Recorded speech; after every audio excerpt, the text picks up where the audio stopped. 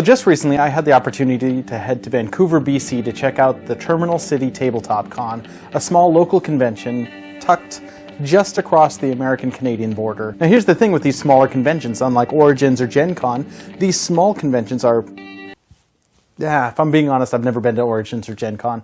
This year I've had the opportunity to go to OrcaCon and Terminal City Tabletop Con, and both of them were an absolute blast. And the reason being, the focus was really heavily on playing games and also meeting up with people that you may have interacted with online. I did. I got a chance to meet people that I only ever spoke to through Twitter. Now that in and of itself is pretty cool, but also just a whole day or a whole weekend to go and play games that I didn't have the opportunity to play before. And it was really cool because I got to play games like Azul and the Grim Forest, games that are really popular that I didn't have a chance to play yet. And one of those lesser known games, at least to me anyway, was Showdown Cards, a game that I sat down to play primarily, honestly, because they had candy at their booth and I was feeling a little bit hungry. But what I got in addition to candy was a pretty fun experience.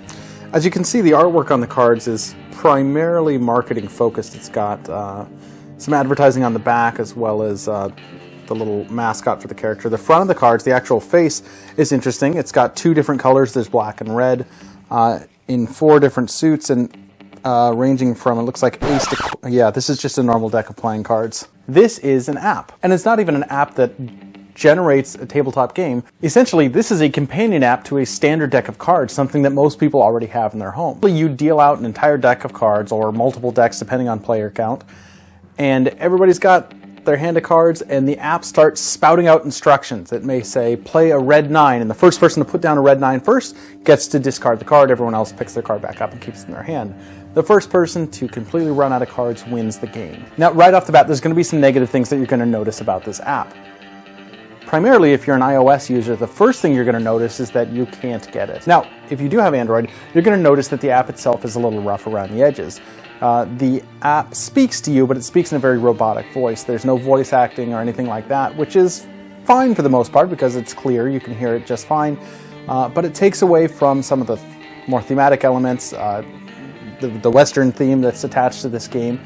And it also has a hard time pronouncing certain things. I played a game where we introduced it, and rather than reading the person's name, it just spelled it out because I couldn't figure out what we were trying to say. Also, the commands that are thrown out occasionally can be very specific to one particular player, or sometimes no one. It could say, Red Queen. And the first person to put down a Red Queen gets to get rid of that card, but you may be in a situation where either nobody or just one player has that, and it becomes less of a race and more of just a full-on luck fest. Here's the interesting part. This thing is free. This is a game that I can say all the negatives I'd like, but you can still test out at no risk yourself because you can download the app today and start playing it for free. All you need is a deck of cards, which you most likely have in your home. So literally, all you risk losing is time. And I found myself willing to give up time to play this app, not once, but a number of different times, even bringing people over to come and play this at Terminal City Tabletop Con, because plain and simple, it's pretty fun. It's a game that literally takes seconds to explain, and any facilitation that's done is done through the app. Everyone simply holds their cards and they wait to listen to hear the command of what can be given and what needs to be played down. The app also has options to throw in unique rules.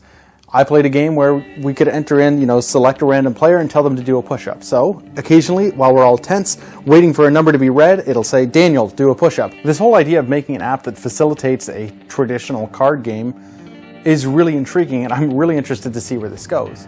As it stands, the base game itself is free. There are additional decks that you can add in for about $1 a piece that toss in math rules so that, the questions that you could be asked would be 3 plus 4, and then you have to be the first person to put down the correct answer to that. And they're usually not difficult math questions, but it's enough to make you freeze. Since it's a speed game, you aren't just coming up with an answer, you're trying to be the fastest one to do it.